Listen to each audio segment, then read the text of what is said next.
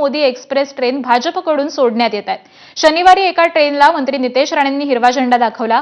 आज मंत्री नितेश राणे पुन्हा मोदी एक्सप्रेसला हिरवा झेंडा दाखवणार आहेत। लोकसभा आणि विधानसभा निवडणुकीमध्ये जनतेने दिलेल्या प्रचंड प्रतिसादाबद्दल गणपती स्पेशल 2 ट्रेन मोदी एक्सप्रेसचा डबल धमाका अशा आशयाचे बॅनर हे मोदी एक्सप्रेसवर लावण्यात आलेत।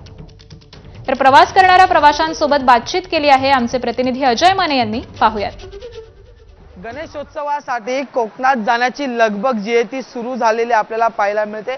अनेक कोकणवासी गणपती उत्सव साजरा करण्यासाठी त्यांच्या कोकणात जाऊन तो उत्सव जल्लोषात साजरा करतात, पण अनेक वेळा तिकीट मिळत नाही, रेल्वेच्या गाड्यांचं तिकीट मिळत नाही, बसेसचं तिकीट मिळत नाही, वाहतूक कोंडीचा फटका जो आहे तो या सगळ्यांना पडतो।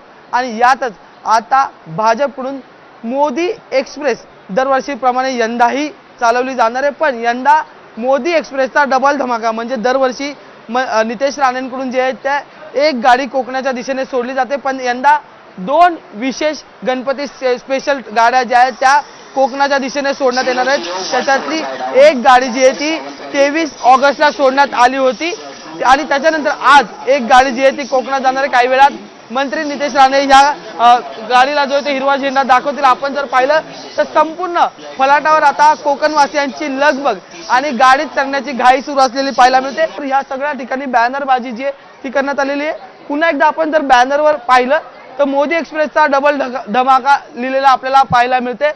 चाकरमान्यांनो येताय ना गणपतीक असं मालवणी भाषेत त्या ठिकाणी लिहिलेलं पाहायला मिळते। लोकसभा आणि विधानसभा निवडणुकीत जनतेने दिलेल्या प्रचंड प्रतिसादाबद्दल गणपती स्पेशल विशेष ट्रेन जी आहे ती या ठिकाणी आपल्याला आलेली पाहायला मिळते। त्यामुळे आता यांचा प्रवास काही वेळात मंत्री नितेश राणे हिरवा झेंडा दाखवतील या रेल्वेला आणि हा प्रवास सुरू होईल। व्हिडिओ जर्नलिस्ट अरविंद वारकेसह मी अजय माने, एबीपी माझा, मुंबई। यासोबतच बुलेटिनमध्ये एक छोटासा ब्रेक घेऊया। पाहत रहा।